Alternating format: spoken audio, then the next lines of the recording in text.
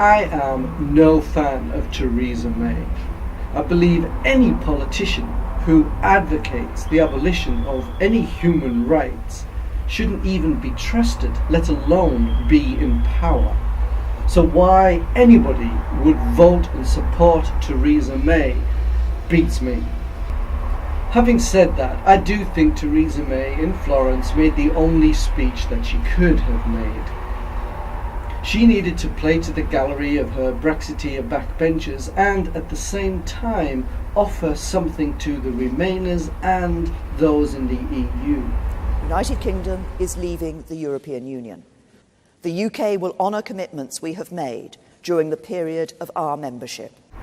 So she walked this fine line, but she did so by being quite vague and quite contradictory. There was, in my opinion, an awful lot of emotional blackmail in her speech. She kept on talking about the need to be creative and ambitious and implying that the EU was not being so, and that because of this stance taken by the EU, that history would not look favourably upon them. But as we know, history is written by the winners, and that particular accolade is not going to the United Kingdom, certainly at present. That was very clearly indicated when Theresa May was asked a question about the amount of concessions that the EU has made to the United Kingdom. Can you point to a single concession from the EU that your negotiating strategy has won for you? Well, I can say that during the negotiations we've got at the moment, there are a number of issues where we've set a position paper forward to the EU, and we now have agreement on a variety of the issues that we're looking at. She didn't give a clear example because there is no example to give. She also spoke an awful lot about partnerships between the EU and the UK, suggesting that they walk shoulder to shoulder, arm in arm, as if they are two equal partners. But again, these Brexit negotiations have made it perfectly clear that the EU is the one dictating terms. And again, that question that came in the speech made that fact perfectly clear. About Ireland, she said nothing, because there is nothing to say about Ireland. The decision about Ireland has already been made. Ireland and the EU have made it perfectly clear that there is to be no border. So now it is up to the United Kingdom to be creative and ambitious in order to make a border that can't be a border. When the Italian journalist Monica Venturini asked her about the rights of the Italian citizens living in the UK, she gave a very clear statement. We want them to be able to stay and to have the same rights as they have at the moment, to ensure that you can carry on living your lives as before.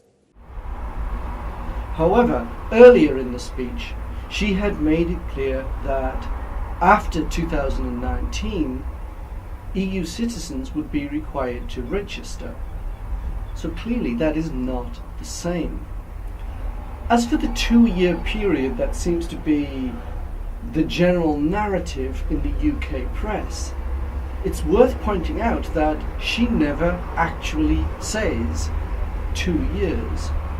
At one point in the speech, she talks about how the process should take as long as it needs. How long the period is should be determined simply by how long it will take to prepare and implement the new processes and new systems that will underpin that future partnership. And then when she gives some indication as to what that period of time could be, she says it's approximately 2 years. As of today, these considerations point to an implementation period of around 2 years. The implementation period that she talks of can only work if we know what we are actually implementing. It's true that we do have until March 2019 to make that decision, and then if we are given a period of time after that, we can implement what we have decided. But if we don't have that clear, then it's not an implementation period we have, it's a transition period.